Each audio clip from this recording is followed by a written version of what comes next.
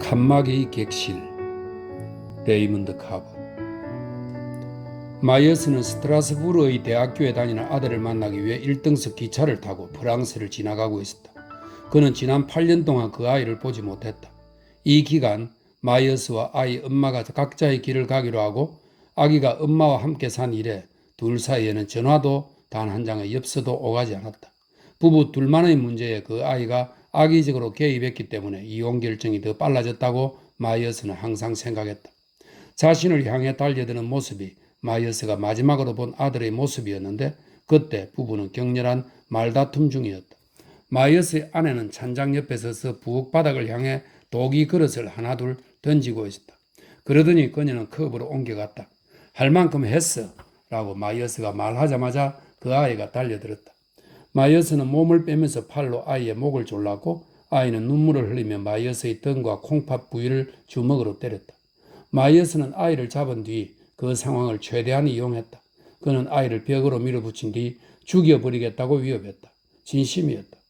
누구 때문에 너가 태어났는데? 라고 소리쳤다고 마이어스는 기억한다. 그러니까 나 널 없앨 수도 있는 사람이야.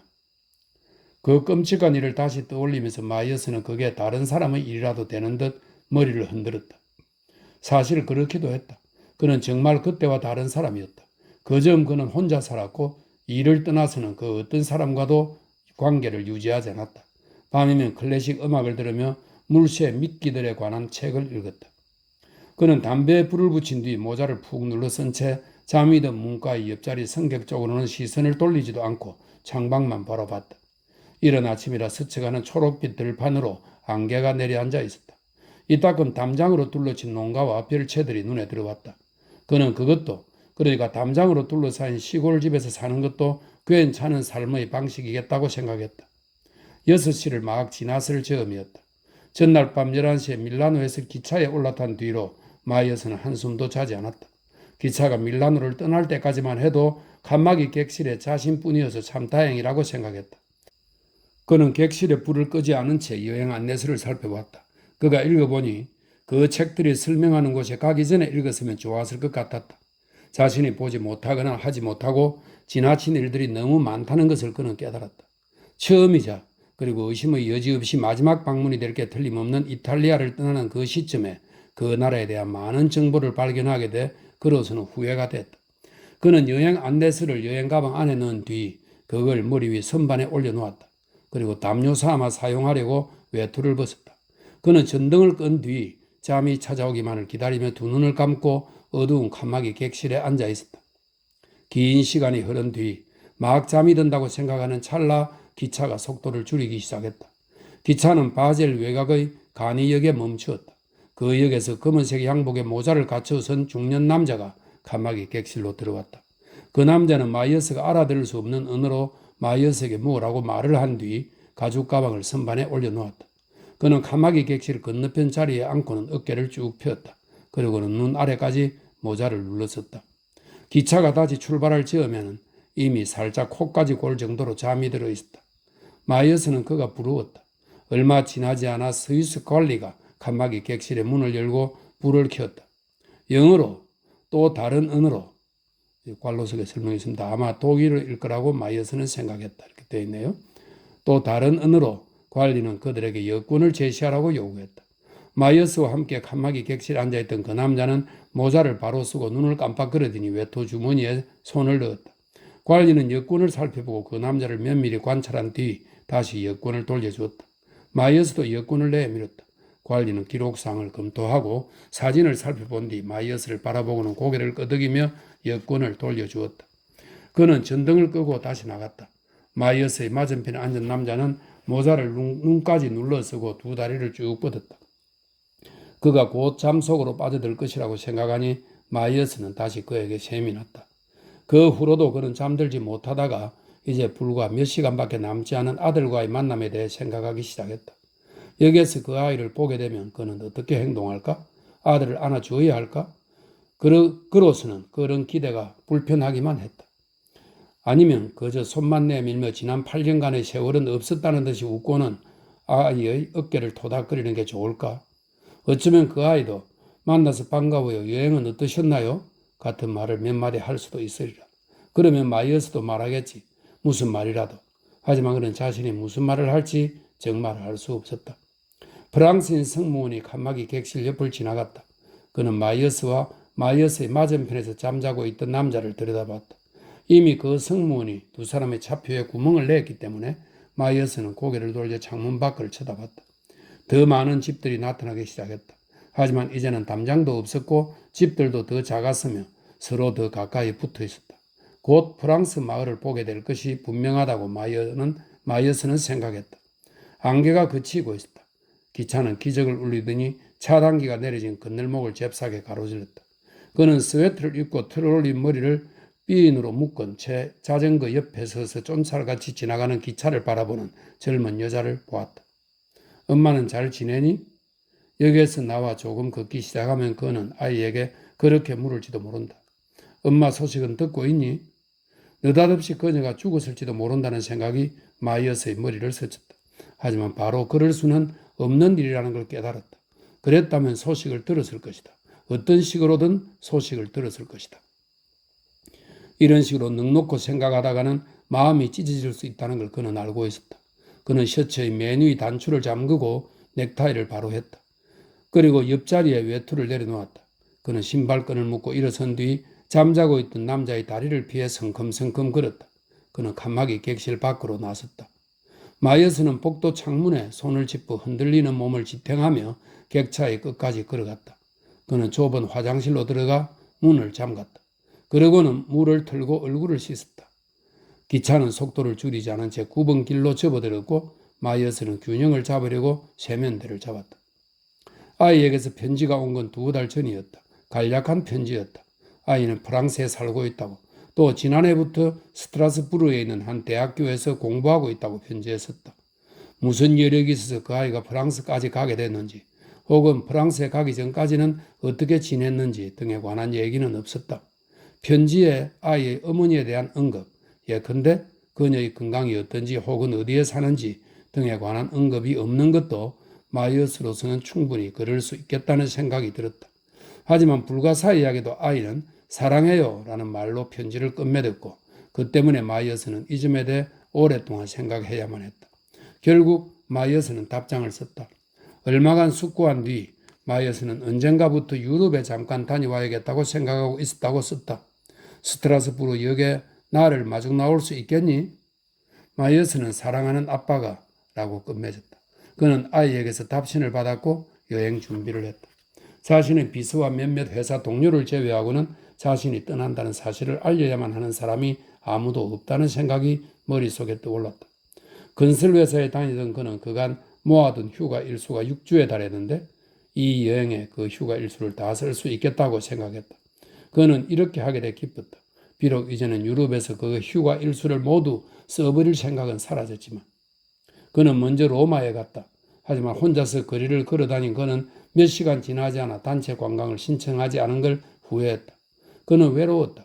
그 다음엔 자신과 아내가 늘 한 번쯤 가보고 싶다고 말했던 베니스에 갔다.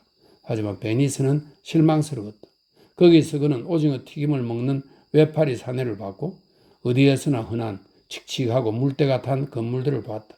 그는 밀라노까지 기차를 타고 간 뒤 별 4개짜리 호텔에 들어가 방송이 끝날 때까지 소니 칼라 TV에서 흘러나오는 축구 경기를 시청하면서 밤을 보냈다. 다음날 아침 그는 시내를 어슬렁거리다가 기차 시간에 맞춰 역으로 갔다. 그는 스트라스부르에 머무는 동안 여행의 절정을 맞이할 수 있도록 계획을 짰다. 하루나 이틀 혹은 사흘 그렇게 되어가는 사정을 보아서 스트라스부르에서 머문 뒤 파리에 가서 비행기를 타고 돌아올 예정이었다. 그는 외국인들에게 자신의 뜻을 이해시키는 일에 지쳐 있었기 때문에 돌아가는 일이 기뻤다. 누군가 화장실 문을 열려 했다. 마이어스는 셔츠를 쑤셔 넣었다. 그는 허리띠를 조였다. 그리고는 화장실 문을 열고 밖으로 나가 열차의 흔들림에 맞춰 몸을 흔들며 칸막이 객실로 걸어갔다. 칸막이 객실의 문을 열었을 때 그는 자신의 외투가 옮겨졌다는 사실을 금방 알아차렸다. 외투는 그가 놓았던 곳이 아닌 다른 자리에 놓여 있었다. 그는 황당하지만 경우에 따라서는 심각할 수도 있는 상황에 들었었다는 걸 깨달았다. 두근거리는 가슴으로 그는 외투를 집어들었다. 그는 안주머니에 손을 넣은 뒤 여권을 꺼냈다. 그는 바지 뒷주머니에 지갑을 넣고 다녔다. 그러니까 그의 지갑과 여권은 사라지지 않은 셈이었다. 그는 외투의 다른 주머니도 훑었다. 없어진 것은 아이에게 주려고 산 선물, 그러니까 로마의 한 가게에서 산 고가의 일제 손목시계였다. 그는 잃어버릴까봐 그 시계를 외투 안쪽 주머니에 간직하고 있었다. 그 시계가 없어진 것이다. 실례합니다만 그는 모자로 눈을 가리고 두 다리는 쭉 뻗은 채 의자에 골아떨어진 남자에게 말했다. 실례합니다. 남자는 모자를 바로 하고 두 눈을 떴다. 그는 몸을 일으켜 세우고 마이어스를 쳐다봤다. 그의 눈동자는 컸다. 그는 꿈을 꾸고 있었는지도 모른다. 하지만 그렇지 않은 것인지도 몰랐다. 마이어스가 여기에 누가 들어오는 거 봤습니까? 라고 물었다. 하지만 그 남자는 마이어스가 무슨 말을 하는지 모르는 게 분명했다. 마이어스로서는 자신의 말을 전혀 이해하지 못한다고 여길 수밖에 없는 표정으로 그는 마이어스를 바라보기만 했다. 하지만 어쩌면 그게 아닐지도 모른다고 마이어스는 생각했다. 어쩌면 그건 교활함과 거짓을 감추려는 표정일지도 모른다. 마이어스는 보라는 듯이 외투를 흔들었다. 그 다음에는 주머니에 손을 넣어 뒤졌다. 그는 소매를 걷어 남자에게 자기 손목시계를 보여줬다. 남자는 마이어스와 시계를 번갈아 봤다. 그는 혼란스러운 모양이었다. 마이어스는 손목시계 앞면을 툭툭 쳤다. 그는 다른 손을 다시 외투 주머니에 넣고 무언가를 집어내는 듯한 몸짓을 보여줬다. 마이어스는 한 번 더 시계를 가리킨 뒤 그 시계가 이 방 바깥으로 나갔다는 걸 알아먹을 수 있도록 손가락을 흔들었다. 남자는 어깨를 으쓱해 보이더니 고개를 저었다. 뜻대로 되지 않자 마이어스가 빌어먹을이라고 말했다. 그는 외투를 입고 복도로 나갔다. 그는 칸막이 객실 안에 1초도 머무르기 싫었다. 그랬다가는 그 남자를 때릴 것만 같았다. 시계를 훔쳐간 도둑을 혹시 알아볼 수 있지 않을까 싶어 그는 복도를 이리저리 둘러봤다. 하지만 거기에는 아무도 없었다. 어쩌면 칸막이 객실의 그 남자는 시계를 가져가지 않았는지도 모른다. 어쩌면 다른 누군가, 예컨대 화장실 문을 열려고 했던 사람이 도둑일지도 모른다.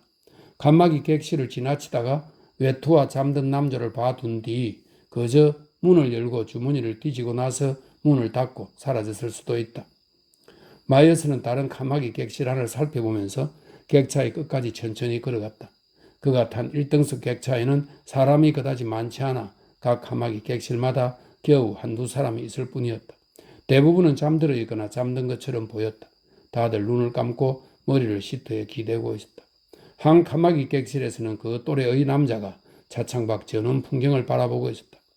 마이어스가 유리 앞에서 걸음을 멈추고 안을 들여다보자 사내는 고개를 돌리고 사납게 그를 쳐다봤다. 마이어스는 2등석 객차로 건너갔다. 2등석 객차의 칸막이 객실은 사람들로 북적대었다. 한 객실마다 대여섯 명 정도의 승객들이 앉아 있었는데 한눈에 보기에도 그 사람들은 상황이 더 안 좋았다. 대부분은 깨어 있다가 지나가는 그에게 눈을 돌렸다. 외국인들이라고 그는 생각했다. 만약 같은 객실의 남자가 시계를 가져간 게 아니라면 도둑은 이런 칸막이 객실 중 하나에 있을 게 분명했다. 그렇다고 그에게 무슨 뾰족한 수가 있겠는가?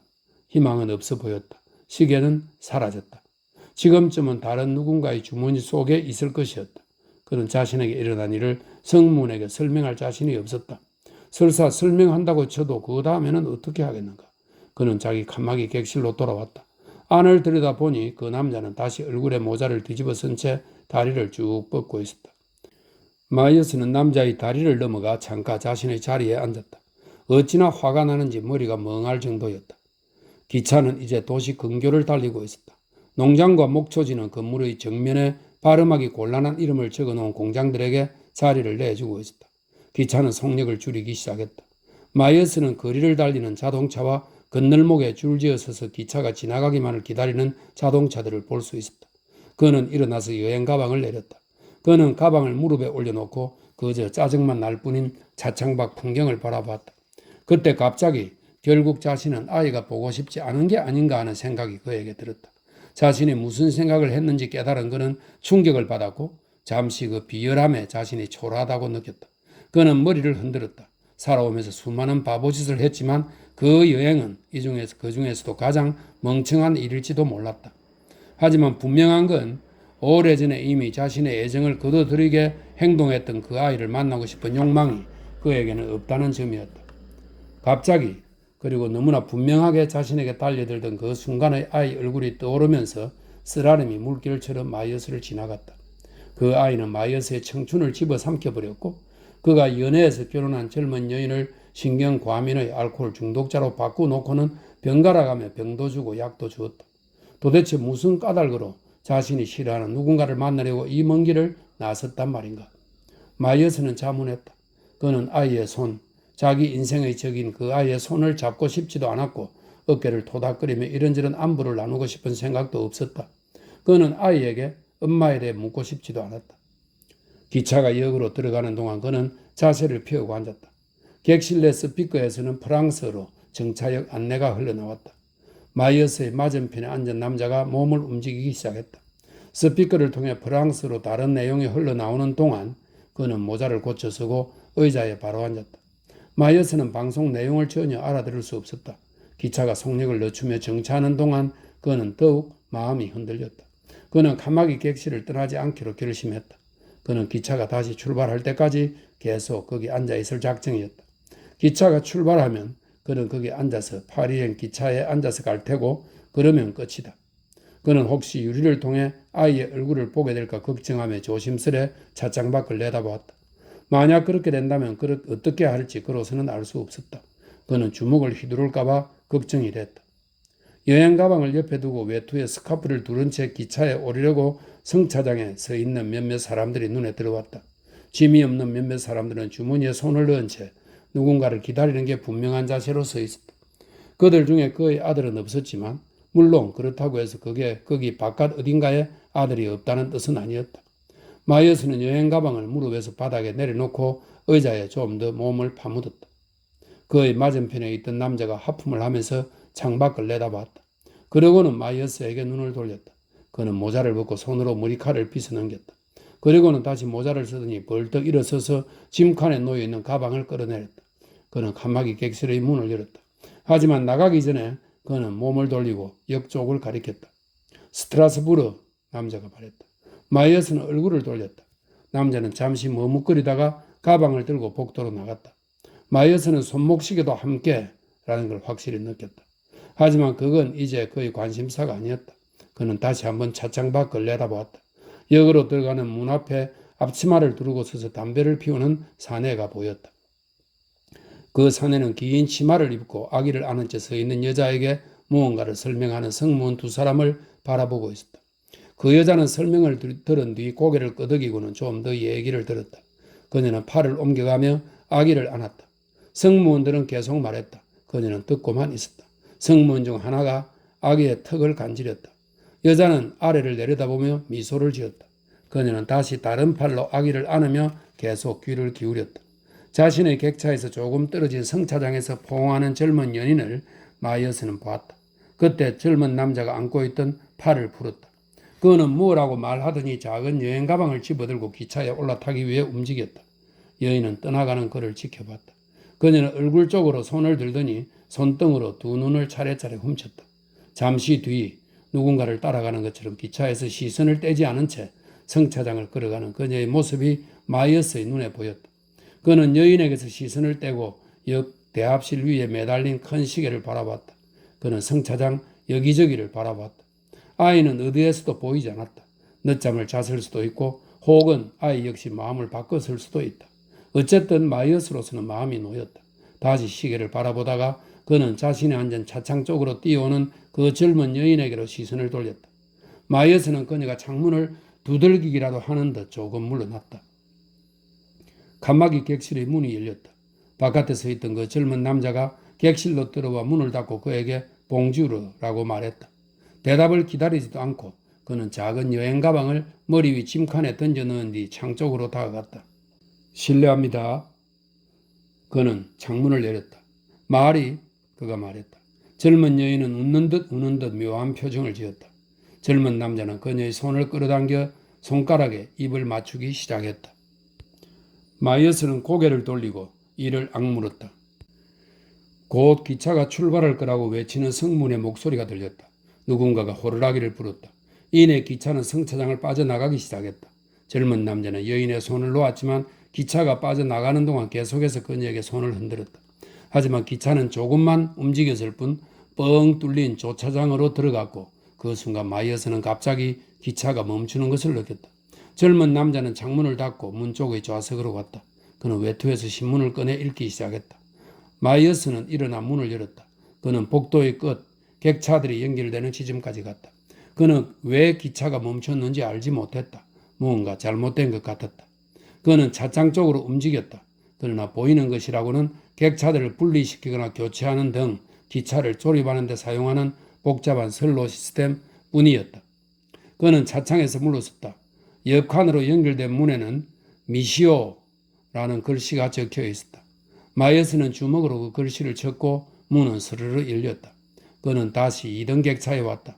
그는 긴 여행을 준비하기라도 하듯 자리를 잡고 앉아있는 사람들이 북적대는 칸막이 객실들을 지나갔다. 그는 이 기차가 어디로 가는지 누군가에게 물어봐야겠다고 생각했다. 차표를 살 때까지만 해도 그 기차는 스트라스부르를 거쳐 파리까지 간다고 알고 있었다.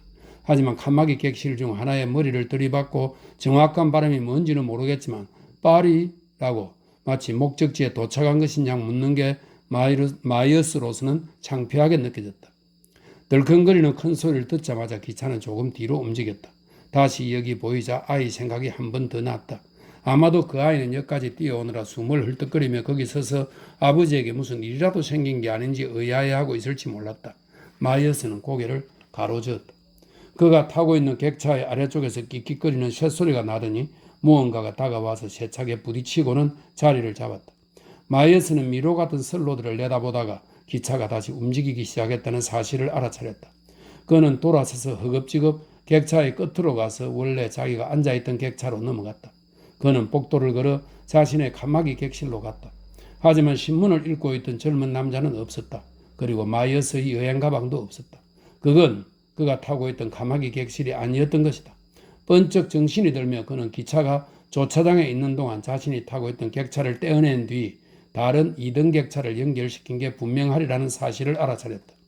그가 서 있는 칸막이 객차 안에 꽉 들어찬 몸집이 작고 살갗이 검은 사내들은 마이어스가 한 번도 들어본 적이 없는 언어로 빠르게 말하고 있었다. 그들 중 하나가 그에게 들어오라는 몸짓을 했다. 마이어스가 칸막이 객실 안으로 들어서자 그 사람들이 앉을 공간을 만들어줬다. 칸막이 객실 안의 분위기는 화기애애했다. 몸짓을 했던 사내는 웃음을 터뜨리더니 자기 옆에 앉으라고 의자를 두들겼다. 마이어스는 진행 방향으로 등을 돌리고 앉았다. 차장 밖 시골 풍경이 점점 더 빨리 스쳐가기 시작했다. 한순간 마이어스는 그 풍경이 자신에게서 멀어진다는 인상을 받았다. 그는 어딘가로 가고 있었고 그걸 알았다. 그리고 그게 잘못된 방향이라면 조만간 그는 알게 되리라. 그는 의자에 등을 기대고 앉아 눈을 감았다. 사내들은 웃음을 터뜨리며 떠들었다. 그에게는 그 목소리들이 아득하게 느껴졌다. 이윽고 목소리들이 움직이는 기차의 일부처럼 느껴졌다. 마이어스는 자기 몸이 어딘가로 실려가고 있다는 걸 느끼는가 싶다가 그렇게 뒤로 잠속으로 들어갔다.